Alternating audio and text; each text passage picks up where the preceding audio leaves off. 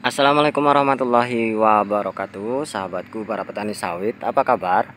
Semoga kalian selalu dalam keadaan sehat walafiat dan selalu dalam lindungan Tuhan yang Maha Kuasa. Amin. Teman-teman, terkadang ketika kita lihat sawit orang lain, kemudian kita melihat di tutorial-tutorial di YouTube, semuanya itu sawitnya bagus-bagus, sehat-sehat, dan produktivitasnya cukup tinggi. Sedangkan yang punya kita kok tidak seperti yang kita lihat, seperti punya orang lain. Sangat-sangat sulit sekali untuk membuat sawit kita ini sehat. Terkadang terkena penyakit lah, terkadang buahnya tidak ada lah, terkadang treknya terlalu lama atau tumbuh bunga. Nah, sebenarnya apa sih yang salah di diri kita dengan kebun kita? Namun terkadang juga kita melihat sawit orang lain, bahkan yang ada di tutorial YouTube pun ada yang sawitnya itu benar-benar tidak membahagiakan. Tentu ada beberapa hal atau faktor yang mesti kita benahi ketika kita ingin memiliki sawit dengan produktivitas yang cukup tinggi. Tentunya teman-teman, hal-hal mendasar di awal-awal kita ingin berkebun kelapa sawit itu harus dilakukan secara benar, dan tentunya kita harus benar-benar memahami betul bagaimana tata laksana berkebun kelapa sawit yang baik dan benar. Itu sangat penting teman-teman. Jadi di masa modern sekarang, apalagi sawit akan menjadi komoditas yang memang menjadi unggulan, karena turunan dari produk sawit ini ya sudah kita dengar bersama dari Bapak Presiden kita, Bapak Prabowo Subianto, bahwa nanti biodiesel atau biosolar itu akan 50% dari minyak kelapa sawit, dan 50%-nya tentu adalah minyak fosil teman-teman. Nah, dengan produksi dari B50 yang akan dikonsumsi untuk dalam negeri saja, saya rasa produksi dari kebun kelapa sawit kita ini belum bisa mencukupi dari permintaan penggunaan biosolar tersebut. Jadi ya harapan kita tentu sawit ini semakin lama akan semakin menjadi lebih baik. Tentunya bagi kita sebagai petani sawit, keinginan kita untuk lebih sejahtera tentu itu akan segera terwujud teman-teman. Maka dari itu teman-teman, kalau kita ingin berkebun kelapa sawit, tentunya kita harus benar-benar memahami betul bagaimana tata laksana berkebun kelapa sawit yang baik dan benar. Itu saja teman-teman. Apa saja yang harus kita perhatikan? Tentunya kita harus bisa memilih benih yang memang benar-benar berkualitas. Itu sangat menentukan teman-teman, sangat-sangat menentukan. Karena saya berpengalaman dalam menggunakan benih abal-abal teman-teman. Ini kebun saya yang sebelah sini ya, alhamdulillah dengan niat saya merawat kebun, dan saya lakukan pemupukan hampir setiap bulan teman-teman, dengan jenis pupuk yang berbeda tentunya karena saya menggunakan pupuk tunggal. Mungkin masih ada yang bertanya, pupuk setiap bulan kok hasilnya masih tidak sesuai atau buahnya seperti itu.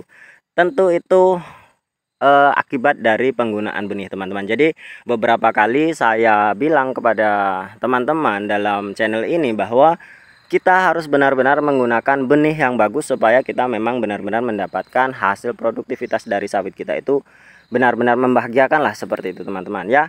Ini akibat saya rutin memupuk, batangnya sudah cukup besar teman-teman, sangat besar sekali. Ini di sana bisa kita lihat bahwa batangnya super jumbo semuanya, karena memang saya memberi asupan pupuk itu memang selalu rutin.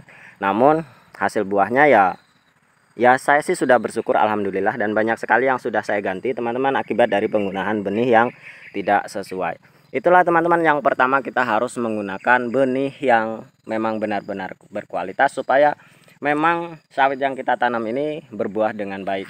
Dan bisa kita lihat ini seperti ini bentuknya, batangnya sudah cukup besar teman-teman. Ini 2 kali pelukan orang dewasa ya, mungkin lebih, hampir orang 3. Namun yang terjadi pelepahnya tidak mau mekar ya. Sudah saya beri pupuk maksimal, tentu masih seperti ini, dan ini berarti akibat dari benih yang tidak bagus. Itu teman-teman, yang pertama, belajarlah menggunakan benih yang bagus. Banyak sekali teman-teman sekarang ini varietas-varietas yang sudah disediakan dari produsen-produsen benih mudah sekali mendapatkannya teman-teman. Kalian bisa searching saja di Google atau di YouTube, bisa kalian cari kalian ingin varietas apa, itu sudah ada semuanya. Mau varietas ini kalian tinggal searching saja di Google atau di YouTube, kalian bisa cari bagaimana cara mendapatkan benih A atau benih B. Itu sudah banyak sekali teman-teman tutorialnya, dan insya Allah itu benih yang asli. Dan di aplikasi juga sudah ada sekarang, karena zaman sekarang sudah modern. Itu yang pertama teman-teman, penggunaan benih yang baik. Nah yang kedua yang sering terjadi kesalahan itu adalah penggunaan jarak tanam yang tidak sesuai teman-teman. Banyak sekali ya di daerah saya ini, juga tidak harus jauh-jauh, di daerah saya ini penggunaan jarak tanam yang tidak sesuai itu banyak sekali teman-teman. Kedua-duanya baik itu terlalu jarang atau terlalu rapat, itu sangat-sangat merugikan teman-teman. Jadi masih banyak seperti ini, kebun tetangga ini masih menggunakan sistem baris mata 4 ya, atau baris tentara. Nah ini lumayan cukup merugikan teman-teman. Bukan hanya terlalu rapat yang akan menimbulkan etiolasi, itu tidak, itu memang sudah jelas-jelas terbukti ketika sawit terjadi etiolasi atau terlalu rapat jarak tanamnya, itu buahnya tidak akan berproduksi secara baik. Kemudian ketika terlalu jarang atau salah menerapkan sistem jarak tanam seperti ini baris mata 4. Kemudian ketika kita menggunakan baris mata 5 tentunya akan mendapatkan jumlah batang yang lebih banyak. Tentu itu akan sangat merugikan teman-teman, karena 1 hektarnya itu kalau selisihnya itu hampir 30 batang. Ketika kita menggunakan baris mata 4 maka kita akan rugi 30 batang. Dan tentu 30 batang itu akan sangat-sangat banyak sekali teman-teman ketika memang itu sudah berproduksi. Jadi yang kedua adalah kita harus memang benar-benar menerapkan jarak tanam yang ideal. Kita harus paham betul sawit kita ini ditanam varietasnya apa, apakah pelepah panjang, pelepah sedang, atau pelepah pendek. Jadi kita bisa menerapkan jarak tanam yang ideal. Itu teman-teman yang kedua yang harus benar-benar kita perhatikan. Kemudian hal yang ketiga adalah pembersihan lahan dan perawatan pemupukan. Jadi ketika kita ingin sawit kita berproduksi secara baik, kita harus memang benar-benar merawat sawit kita ini, yaitu harus dibersihkan lahannya, jangan sampai ditinggal begitu saja. Karena sudah banyak sekali kebun-kebun yang terbengkalai tidak dibersihkan, itu hasilnya nanti ya sawitnya tidak berkembang secara baik, bahkan bisa kerdil dan bisa tidak berbuah. Dan kemudian penggunaan lubang tanam yang lebar itu juga akan mempercepat hasil pertumbuhan kelapa sawit.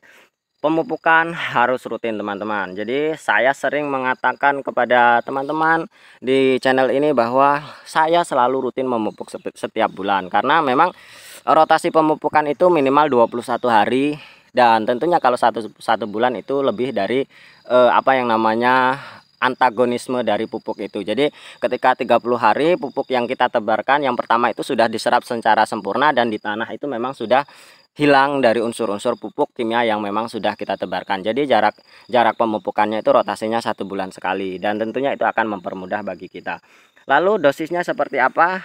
Ya kita sebagai petani kecil tentunya memiliki kantong yang kering ya, kecuali kalau kita memang sudah memiliki kebun yang berproduksi untuk biaya khusus, biaya pemupukan, tentu itu akan kita melakukannya secara maksimal. Tapi ketika kita petani berkantong kering ya pupuklah seadanya teman-teman, jangan terlalu nafsu saya ingin memupuk. Nyatanya punya saya pupuk seadanya sesuai dengan kantong saya ya. Saya punya 3 ons ya saya pupuk 3 ons, saya punya 1 ons ya saya pupuk 1 ons, seperti itu. Atau setelah dewasa seperti ini saya usahakan setengah kilo hampir atau hingga 1 kilogram.